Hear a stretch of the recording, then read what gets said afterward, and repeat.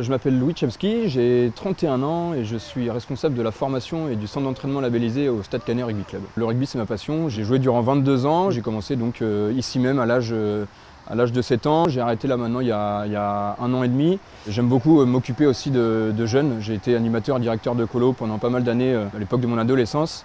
Et faire ce travail m'a permis de coupler ces deux choses-là, le rugby et l'encadrement de jeunes. Mes fonctions, comme j'ai dit, il y en a deux. Un principal, c'est donc responsable de la formation. Donc là, c'est sur les catégories moins de 18 ans dont je suis le manager et la catégorie moins de 16 ans qui a son staff, mais avec qui je fais le lien.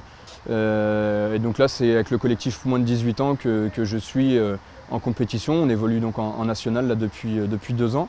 Et à côté de ça, j'ai le centre d'entraînement labellisé qui me prend une bonne partie de mon temps, qui est un dispositif que j'ai mis en place avec une équipe. Je ne suis pas le seul, mais dont j'étais à l'initiative en fait, dans le cadre de mon diplôme d'État en 2018-2019. C'était mon projet d'études.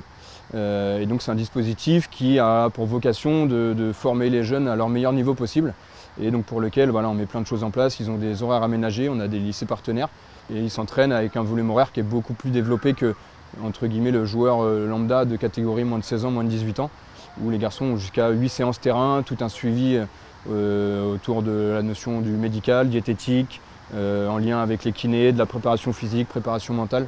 Voilà, un dispositif le plus complet possible pour leur permettre d'évoluer à leur meilleur niveau et d'évoluer positivement en tant que rugbyman, mais aussi en tant que jeunes hommes. Mais donc voilà, on est sur des séances où en tout cas quotidiennement entre 11 et 16 joueurs. Et donc la détection se fait donc sur le versant sportif. On a toute une évaluation qui est faite de par les échanges avec les entraîneurs. L'outil vidéo aussi aujourd'hui nous aide. Puis on a également tout le côté scolaire où on étudie le dossier. Ça va être les bulletins de l'année en cours, de l'année précédente. Voilà, l'idée c'est vraiment la réussite l'objectif de la réussite du double projet. L'un ne va pas sans l'autre. Un très bon joueur, si à l'école le projet n'est pas solide, il risque d'être en difficulté, donc ce n'est pas notre volonté. On a vraiment les deux versants qu'on prend en compte et surtout à parts égales. Si on veut être très succinct, il y a en effet les numéros de 1 à 8 qui sont les joueurs de devant, première ligne, deuxième ligne, troisième ligne et les trois quarts, donc du demi-mêlée en passant par demi-d'ouverture, les centres, les ailiers et l'arrière. Si on veut grossièrement représenter la chose, c'est donc les avants sont plus là sur la notion de collision, de faire avancer, et les trois quarts qui vont être plus là pour déplacer la balle, pour faire vivre le ballon, pour éviter l'adversaire. Après il y a toute cette notion de suppléance, c'est-à-dire que malgré tous les postes, on va demander à tous les joueurs de savoir conserver le ballon, donc la notion de requai, contre-requai, de plaquer, également de déplacer la balle, de faire des passes dans toutes les situations possibles. Donc un bon joueur, c'est aussi un joueur qui est en capacité de tout faire finalement et pas que de plaquer fort. Donc les qualités pour être un bon joueur de rugby, être altruiste, c'est vrai que je l'ai dit tout à l'heure, mais seul on ne peut pas faire grand-chose. Donc on a vraiment besoin de jouer avec les autres, ça doit être une vraie volonté je pense. Ne rien lâcher, qu'importe les situations. On le dit souvent, mais tant que l'arbitre n'a pas sifflé à la fin du match, c'est pas terminé, on a toujours possibilité de faire mieux, de continuer à faire mieux si possible. Alors c'est sûr qu'au rugby, on a des valeurs qui sont fortes, qu'on aime prôner. Il y a quand même la notion de respect qui est très importante envers les partenaires, envers les bénévoles, toutes les personnes qui évoluent dans les clubs, envers le corps arbitral lorsqu'on est en compétition, envers soi-même aussi. La notion de fraternité. Tout seul, on ne peut pas faire grand-chose. On a besoin des autres et il nous faut une certaine solidarité, fraternité. Et voilà, pour moi, c'est vraiment les notions qui me semblent, les valeurs qui me semblent les plus importantes. Alors c'est un sport, de par sa définition, qui est un sport de combat, donc de combat collectif. Le combat, ça comprend la notion d'évitement et de contact. C'est un sport où on retrouve souvent des collisions, notion de plaquage, de phase de ruck. Il y a la mêlée aussi, qui est une phase vraiment de confrontation directe. La blessure peut arriver, le risque zéro n'existe pas. Nous, ce qu'on essaie de faire, c'est de préparer au mieux les joueurs à jouer à forte intensité. Et la notion qui prédomine dans un entraînement, c'est l'aspect sécuritaire. C'est pour ça qu'on travaille techniquement, notamment, pour que les joueurs puissent s'engager à forte intensité, parce que c'est ce qu'on demande, mais de façon sécuritaire, donc pour se mettre soi-même en sécurité et l'adversaire ou le partenaire. Je n'ai pas les chiffres précisément, mais on n'a pas forcément beaucoup plus de blessures que sur d'autres pratiques. C'est un sport, je dirais pas à risque, mais où la notion d'engagement physique est là. C'est un sport, je pense que lorsqu'on le pratique, c'est que on aime le contact initialement, mais on essaie d'encadrer au mieux les jeunes pour prévenir les blessures, et lorsque blessure il y a, malheureusement, ça peut arriver, de les accompagner au mieux dans une période de rétablissement et de retour au jeu dans les meilleures conditions possibles, en essayant si possible qu'ils reviennent encore plus forts qu'avant blessure.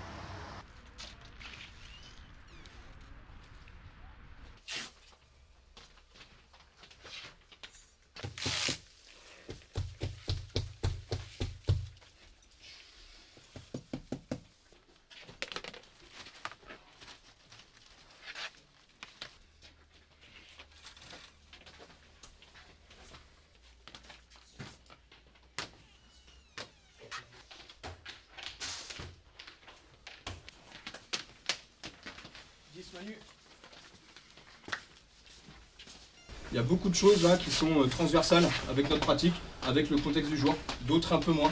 Voilà, pour vous expliquer, c'est un discours sur un match de foot US. On ne fait pas du foot US, mais écoutez bien, et l'idée c'est que ça vous parle un peu. Et tout se résume à aujourd'hui.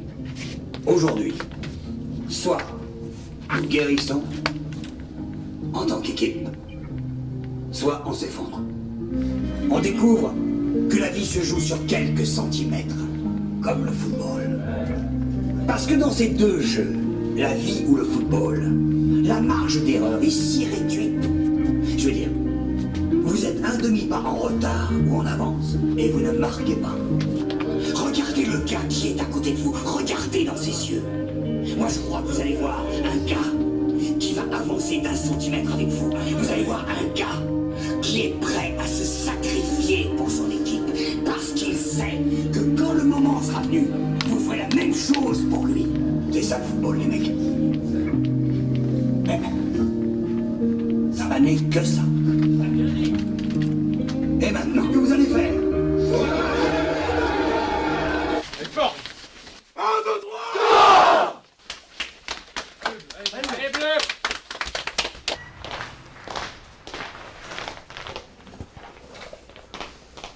Alors je m'appelle Alban Chalot, j'ai 18 ans, je joue deuxième ligne et je suis en études à Caen, à Sainte-Marie. Moi c'est Pierre Galland, je fais du rugby au Stade Canet, je suis demi de mêlée et j'étudie au lycée Jeanne d'Arc à Caen. J'ai choisi cette formation parce que c'est une formation qui me permet de pratiquer ma passion, que je pratique depuis 12 ans, qu'est le rugby. Et ça me permet d'alterner les cours et le rugby et donc d'avoir un train de vie plus actif que certaines personnes et ça me permet tout simplement de m'épanouir dans le sport et voilà. J'ai choisi cette formation parce que ça me permet de faire une activité sportive et je me suis rendu compte que par exemple quand j'étais blessé et que j'étais tout le temps au lycée, j'étais moins sur les cours et donc du coup d'aller au rugby ça me permettait quand je rentrais au lycée de me concentrer vraiment sur les études et donc c'était pour avoir plus de rugby et être plus au niveau. Ce qui me plaît dans le rugby, c'est avant tout l'esprit d'équipe, l'esprit de famille, on va dire, qui règne dans un collectif. Et les émotions qu'on peut vivre, qu'elles soient positives ou négatives. J'ai découvert le rugby grâce à mon père et je me suis jamais vraiment posé la question de faire un autre sport. J'ai commencé grâce à des copains en primaire qui m'ont dit de venir au rugby pour essayer. Et depuis que j'ai commencé, je suis toujours resté dans le rugby. Et c'est bien parce qu'on est tous ensemble, on forme beaucoup de liens. Et on veut tous se retrouver les années d'après pour être ensemble et jouer ensemble. Moi, mon poste au rugby, c'est demi de mêlée. Donc mon rôle, c'est de suivre le ballon et de faire la passe à mes coéquipiers au bon moment, au bon endroit. Et de dicter aussi à mes coéquipiers comment se placer et à quel endroit aller. Pour mon poste, c'est deuxième ligne. Donc c'est dans la mêlée les deux joueurs qui sont après la première ligne. Je suis aussi beaucoup dans les touches. Soit je saute, soit je lift pour faire sauter quelqu'un d'autre. Et dans le jeu, je suis beaucoup au soutien pour, quand il y a un ruck, aider à ce que la balle sorte le plus vite et que ce soit facile pour le demi de mêlée de la sortir. Merci. Je mets le casque surtout pour les contacts. Quand les chocs à la tête, parce qu'à mon poste, il y a beaucoup de chocs à la tête. Dans les mêlées, donc, vu que je suis entre deux joueurs, ma tête elle frotte souvent, et pour éviter que ça frotte sur les oreilles, que ça fasse des brûlures, tout ça. Moi, ce que je préfère dans la formation du CEL, c'est de vivre avec le collectif, le fait de garder une bonne ambiance au quotidien et de travailler ensemble. Alors le rythme école et rugby ensemble, si on arrive à bien s'organiser, donc si on fait par exemple un planning des révisions et qu'on tient vraiment le planning, ça marche si on fait bien le travail. Ce serait mentir que de dire que c'est pas source de fatigue, mais le fait de trouver une bonne alchimie, une bonne organisation, ça nous permet quand même de tenir. Et le fait de rentrer chez soi tous les soirs et de ne pas s'entraîner, en fait, on a l'impression de rien faire et de tourner en rond et ça peut aussi nous fatiguer. Alors du coup, donc, au quotidien, au CEL, on a donc Louis qui est notre entraîneur principal. Donc on est plus souvent avec lui. On a aussi Yarol, donc, le préparateur physique qui est là donc, pour la muscu, tout ça. On a Steph aussi qui est quelquefois avec nous sur le terrain pour nous entraîner. Mais donc c'est des entraîneurs, mais vu qu'on est souvent avec eux, on est plus proche que si c'était des entraîneurs. C'est assez amical et on arrive quand même à rigoler, mais tout en travaillant. Oui, on s'entraîne dans toutes les météos. Ça aussi forcément, il y a beaucoup de grêle, tout ça, c'est un peu dur de pratiquer. Mais autrement, la pluie, tout ça, il n'y a pas de souci. En toute honnêteté, l'exercice qu'on peut le plus redouter, c'est le cycle sur lequel on travaille en ce moment même, qui est la technique de plaquage. On met beaucoup de répétitions, donc beaucoup d'impact épaule contre épaule. Et donc quand on fait sans impact épaule contre épaule en 1 heure, ça fait un petit peu mal le soir en rentrant, mais on prend une bonne douche et ça va mieux.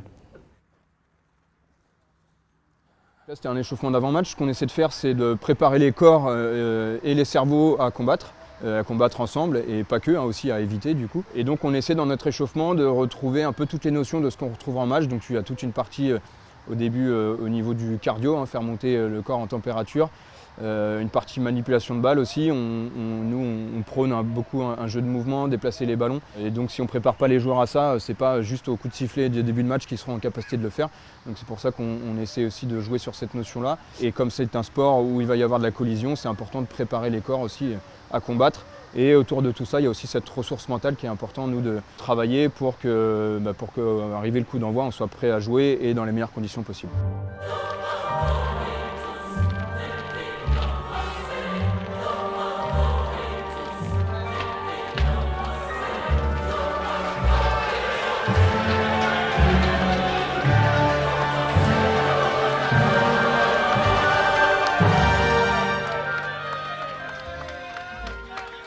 Alors avant un match, les ressentis qu'on peut avoir, ils sont très différents en fonction de chacun.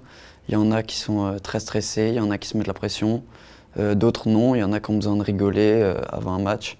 Mais dans l'ensemble, ça reste quand même très sérieux, les visages sont souvent fermés, tout le monde est concentré et c'est ce qui nous permet de se donner à fond sur le terrain. Alors avant un match, moi je suis plutôt stressé, mais dans le vestiaire, je me change assez vite. Comme ça, après, j'ai du temps pour être tout seul dans ma bulle, même s'il y a les partenaires autour. Je suis déjà changé, donc je peux vraiment me concentrer sur moi-même et pour réduire le stress. Ouais, moi, j'ai un petit rituel. Du coup, quand je me change vite, du coup, après, je peux me balader dans le vestiaire et j'aime bien aller dans les douches, soit avec des coéquipiers pour faire des passes, soit je suis tout seul et je fais des fentes, des trucs comme ça dans les douches avant le match. J'ai besoin de bouger, pas mal. Aussi, des fois, je vais voir quelques coéquipiers pour parler avec eux. Tout ça, ça m'aide à me concentrer sur le match. Quand le coup de sifflet se lance et quand le match débute, on a une adrénaline très forte. Mais dès que le premier impact, le premier plaquage a été fait, on est dans son match et on ne pense plus à ce qui s'est passé avant et on joue. Et on oublie un petit peu toute cette phase de stress qu'on a ressentie juste avant.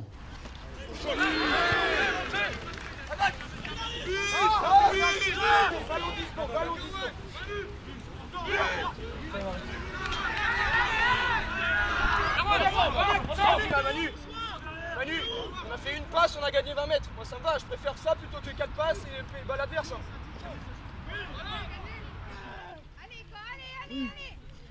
Et je me sens concentré, c'est un peu l'aboutissement de tout ce travail avec les joueurs. C'est un moment qui leur appartient. Moi, j'ai dans ma façon de gérer le groupe ou les émotions, pas un entraîneur qui va crier sur les joueurs, qui va leur donner beaucoup de consignes.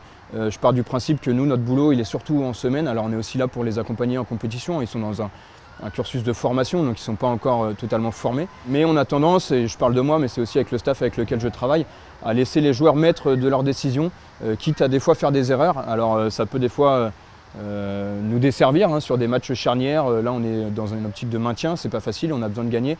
Mais sur certains choix, lorsqu'il y a une pénalité, des fois il faut soit prendre les points, soit aller en touche, soit prendre une mêlée, soit jouer vite. Et nous, on a notre façon de voir les choses parce qu'on a été joueur, parce qu'on est sur le côté, mais on n'est pas sur le terrain et on a tendance à laisser les joueurs prendre des décisions, prendre des initiatives, quitte à se tromper, plutôt que dicter ce qu'ils doivent faire parce qu'on pense que dans leur formation ça ne sera pas efficace. Et je préfère qu'ils se trompent maintenant pour que dans leurs futures années de rugbyman, ils aient les réponses en fait, à chaque situation.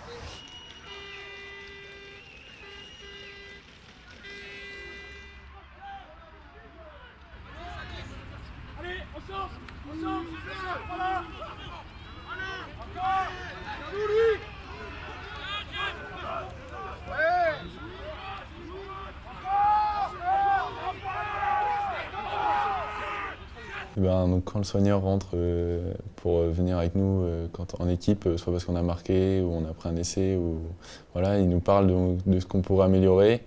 Il essaye aussi, s'il y a des joueurs qui sortent un peu de leur match, qui sont énervés, de les reconcentrer sur le match et surtout de rester ensemble, de combattre ensemble et d'aller vers la victoire.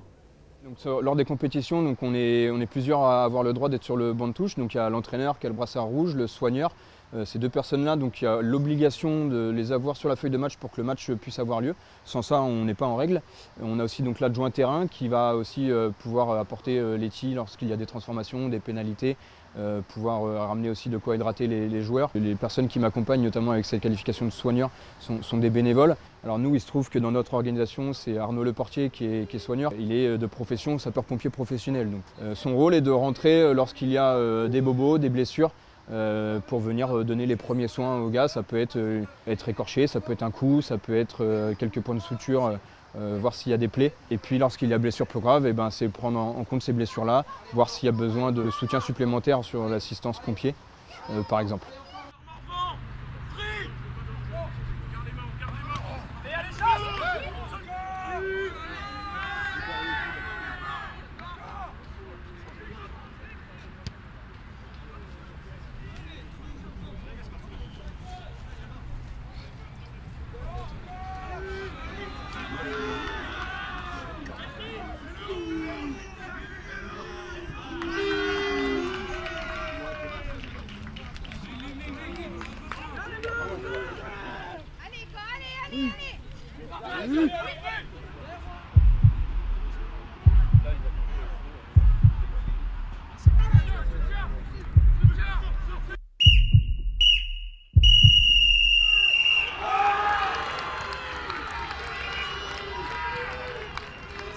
Quand le sifflet final retentit, on est content, d'être avec toute l'équipe. Donc ça faisait longtemps qu'on n'avait pas gagné, c'est pas comme si on l'avait oublié, mais ça faisait longtemps qu'on n'avait pas vécu. Donc on est tous heureux et on se rappelle de tout le moment qu'on a passé sur le terrain à s'entraîner dur ensemble. Et donc on est super content d'avoir gagné. Ça faisait longtemps qu'on n'avait pas gagné un match de championnat.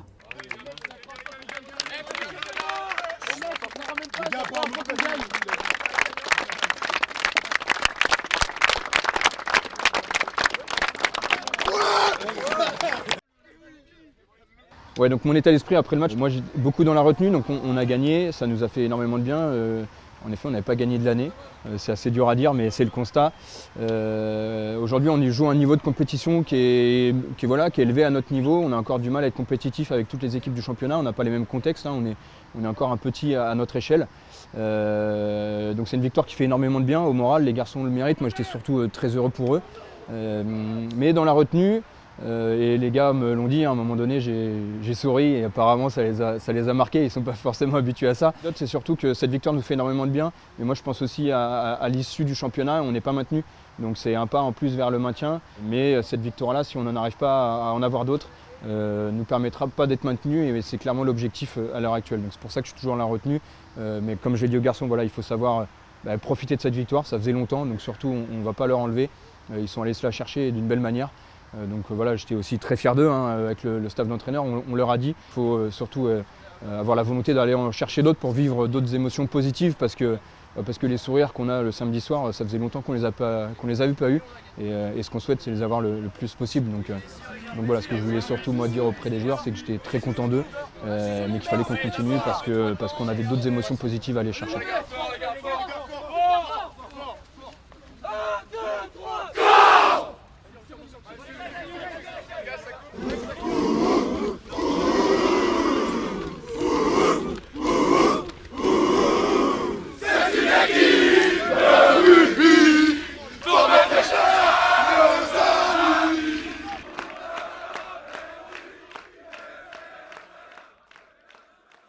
Ces victoires, oui, on avait très envie que nos entraîneurs soient fiers de nous parce qu'ils travaillent très dur pour nous et peut-être même plus dur que nous.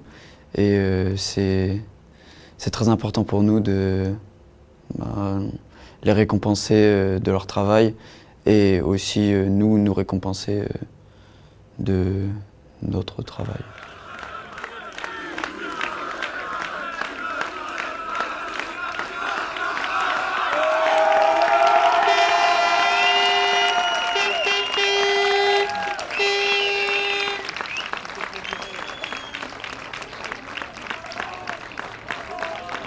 Et ma volonté, voilà, c'est de transmettre certaines compétences, certaines visions du jeu, certains aspects du jeu et aussi certaines valeurs, on en a parlé. On parle de performance, de sport, mais avant tout aussi c'est des êtres humains et on essaie que ce soit aussi des bonnes personnes, en plus d'être de bons rugbyman. Donc c'est vraiment la notion de transmettre ce qu'on a pu me transmettre durant des années.